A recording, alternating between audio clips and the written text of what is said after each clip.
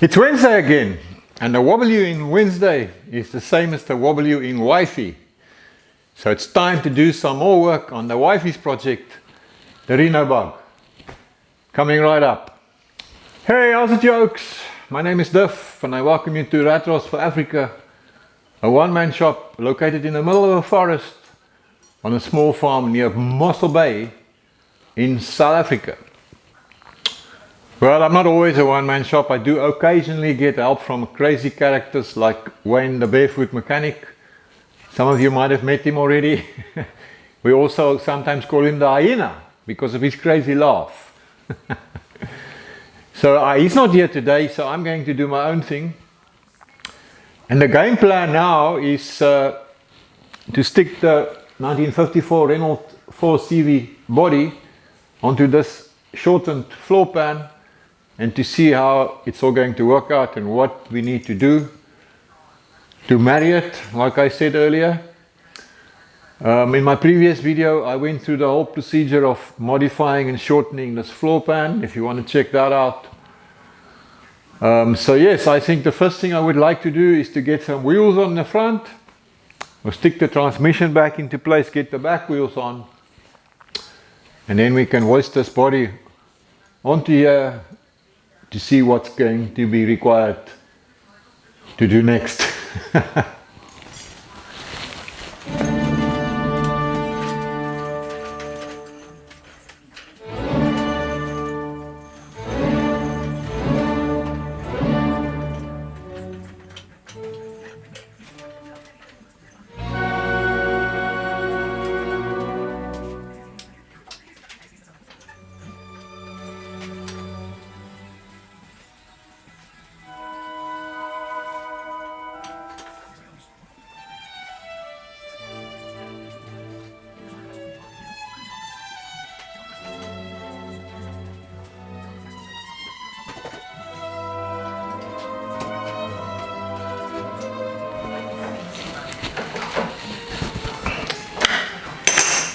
You know, Duffy, you could have at least washed these spots before sticking them in here. It doesn't matter. The grease will be good for my skin. It will keep it nice and soft. And this is just a trial run anyway.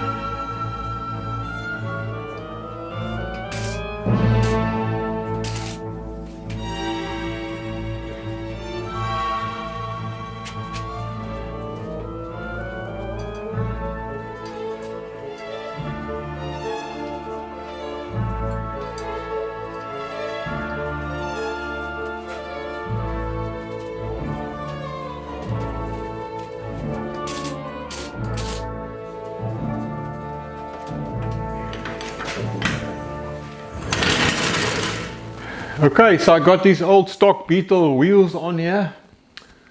I'm obviously not going to run them in the end. My plan is actually to widen them to maybe 8J or so. Stick some low profile tires on there. And maybe even run a Mooney hubcap. I think that'll look quite cool. But that's a story for another time. Thanks to my chummy Niels for giving me these wheels. I appreciate it, my brother. And then obviously we're going to lower the suspension as well, front and back.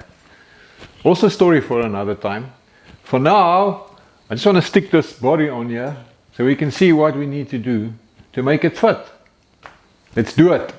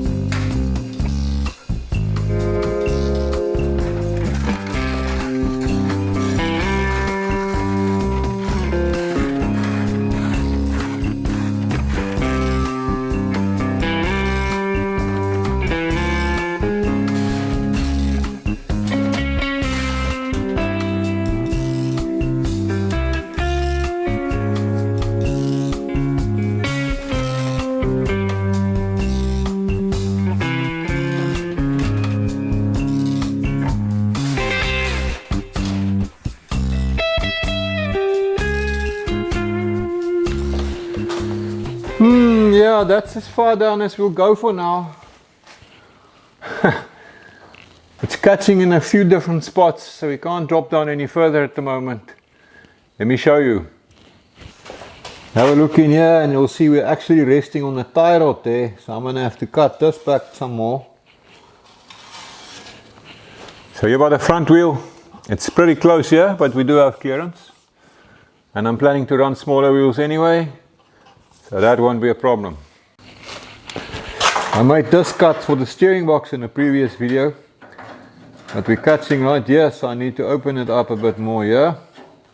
Yeah, and hopefully this makes sense. So I made this cut out here in the earlier video as well. So the tunnel needs to slide in here, or the body needs to drop down quite a bit more.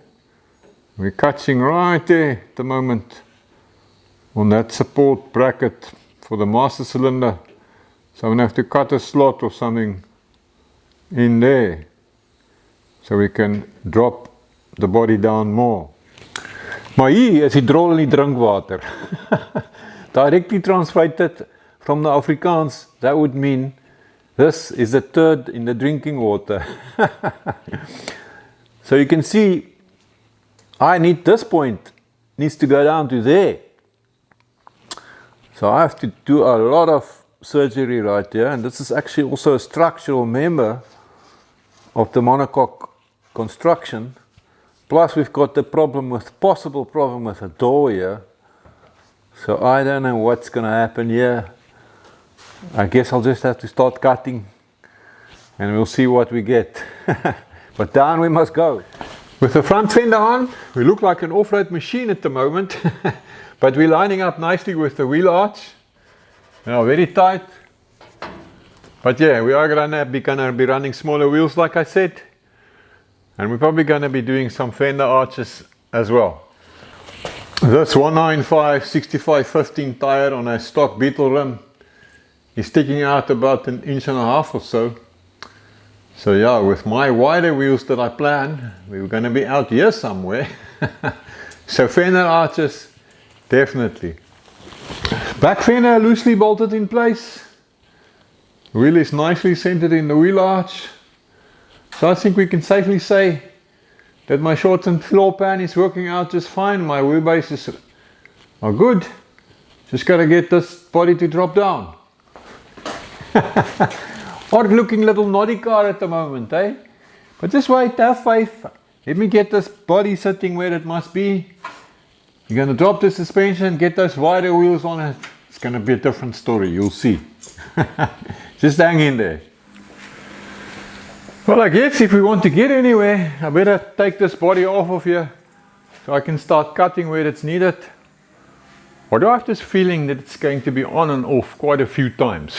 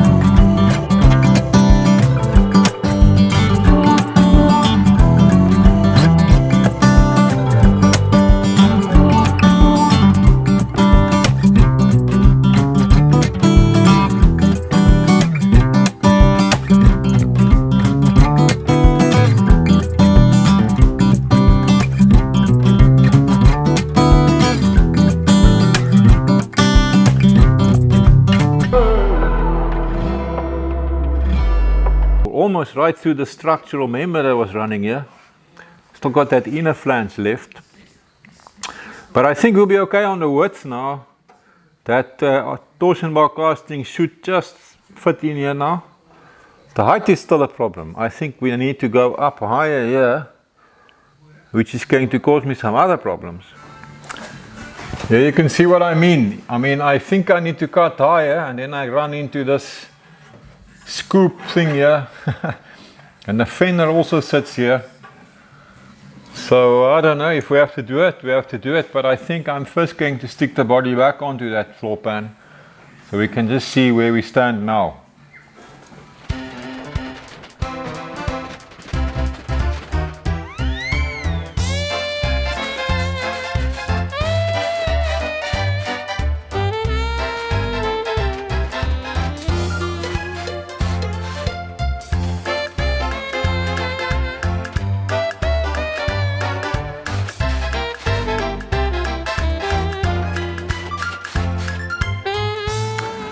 Well, not there yet, but we're getting closer. Now here up front, if I zoom in, right there, we're actually resting on that stabilizer bar. Right there, only just, but it's sitting right on that stabilizer bar. So I think I'm just going to take it off for now. We'll worry about it later. yeah, look at the state of everything here. We'll clean all this up and make it nice one day. Yeah, and here in the back we are down, but not enough. That point must go down at least to there. So we really need to drop about another 2.5, 3 inches in that region, 60, 70 millimeters. So I'm going to have to cut into this air vent opening. I have no choice. Let's see how that's going to work out. Let me just sweep up this mess a bit so that I don't have to crawl around in the dirt so much.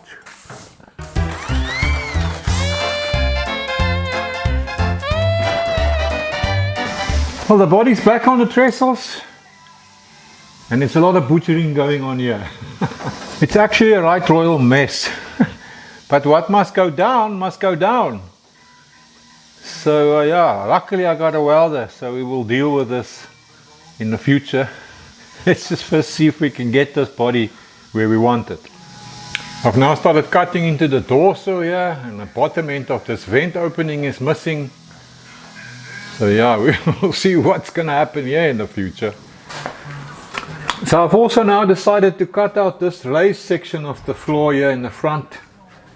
It is actually Swiss cheese, but it will also work that much better if my whole floor can sit at this level instead of having the step here. So I think I'm just going to cut this whole section out on both sides and we can start from scratch.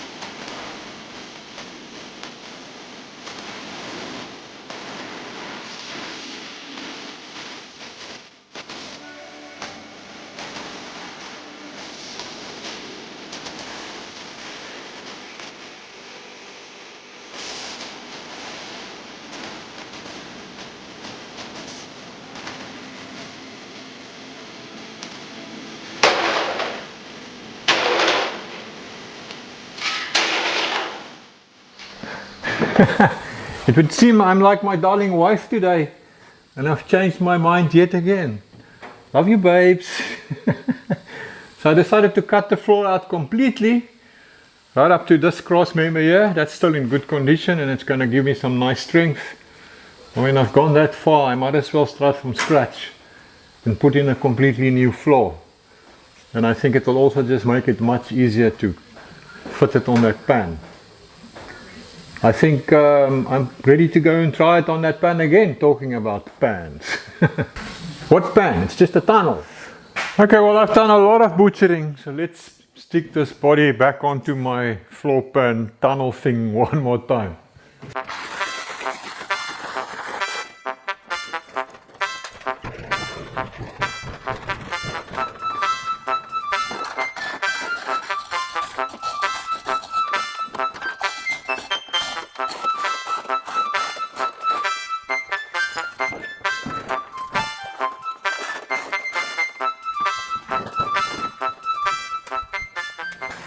Well, as Red Bob is fond of saying, we getting it, but we ain't got it yet. I've still got a few problem spots. Let me show you. We're hanging here on the steering box, so I'm just going to cut it open like this now. Because if I do that, it will also give me access to that steering coupling down the line. We're touching right here, and this body must still move back a little bit more, so you get a light in here, right there. We're touching on the tunnel, so also here. And then my messy business here by the torsion bar tube. I'm going to zoom in there and you'll see right there. We're just hanging there, so also here. Okay, Duffy, now persistence, eh? Persistence is key. So get it off here one more time.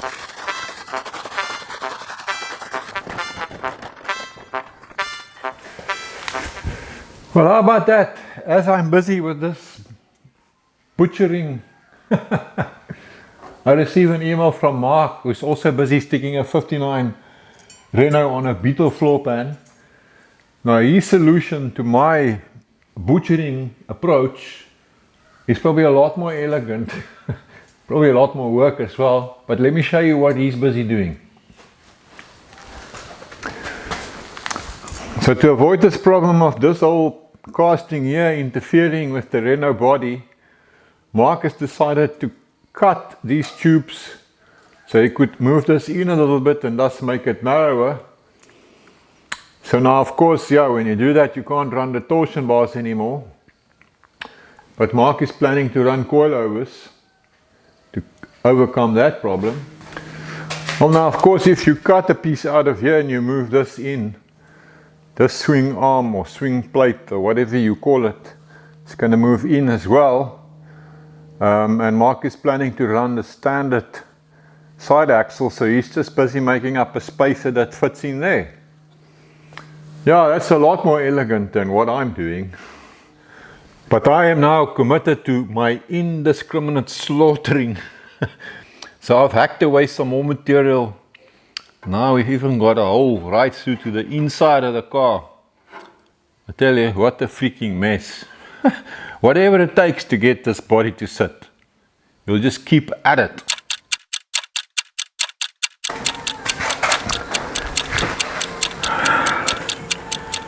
I tell you, man, this dude is now at this body on and off, I don't know how many times. Put it on, check it out, move it around a little bit, mark it, take it off, trim and cut some more, stick it back on, check it out again, move it around some more, repeat, repeat, repeat. But I now finally have it where I want it. Woohoo! Let me show you what all I had to do to get it to this point. A good part of the Noddy car is now lying on the floor in pieces. I can add quite a bit of French steel to my scrap pile.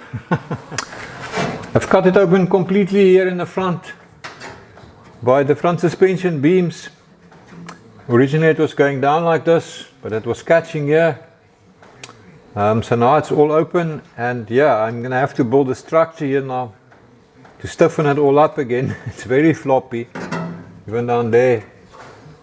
And then also to allow me to fasten it on these original points here and here. I had to cut open here to allow the steering box to poke through. I'll still clean up my cuts a little bit more. At the moment, the way it is, this is actually above this level. So as it stands now, the steering column won't fit. So I'm going to have to cut this back some, or make a little tunnel here or something. So that's more reconstructive surgery that needs to take place. I had to cut it open here for the shock towers. So the shock towers actually sit inside this sheet metal here, which is why I had to do this. Here you can see what I mean. So I'm probably going to end up building a little box here so that we can close up this hole. Looking here from the inside, I had to cut out a good part of the firewall because the tie rods were catching, so I couldn't get the whole business to work out. So yeah, I had to cut that out to provide clearance for these tie rods. So we'll have to do some reconstruction in here as well. And then of course there's no more floor, that's all cut out. So we're gonna have to build a new floor here. So I wanted the back down far enough so this lip could line up with this lift, and we finally have that now. Some more reconstructive surgery is gonna have to take place in this area as well. So I could just weld this to the tunnel. I might need a little bit of filler plate there, but I don't know if I want to do that. I've got this thing in my mind that I want to be able to take the body off. One reason for that would be that if you can't take the body off, you can't get that front suspension out if you ever have to, the way it is now. So I'm going to have to come up with a way to make all this that it seals, but it's also attached with bolts. That I could unbolt the whole body if I want to. Not only in this area, all over the show. And then here, on the inside of the body, I've got two holes now, one on each side, to allow clearance for that torsion bar tube. Get a light there. You can see it poking through there. So I'm going to have to do something here as well. Close it up. Now this looks a little bit messy at the moment. But I could just barely keep this, what do you call it, the door channel intact. And I can close the door still. No problems there. So the door, that little corner, actually ends up sitting just outside of this. So that's working out. Let me stick the fender on here quickly, then you'll see that the fender covers up most of that. Look at that, man. My dog's breakfast is gone. I have to fine tune this down here a little bit. We'll probably run a bit of a running board here or something.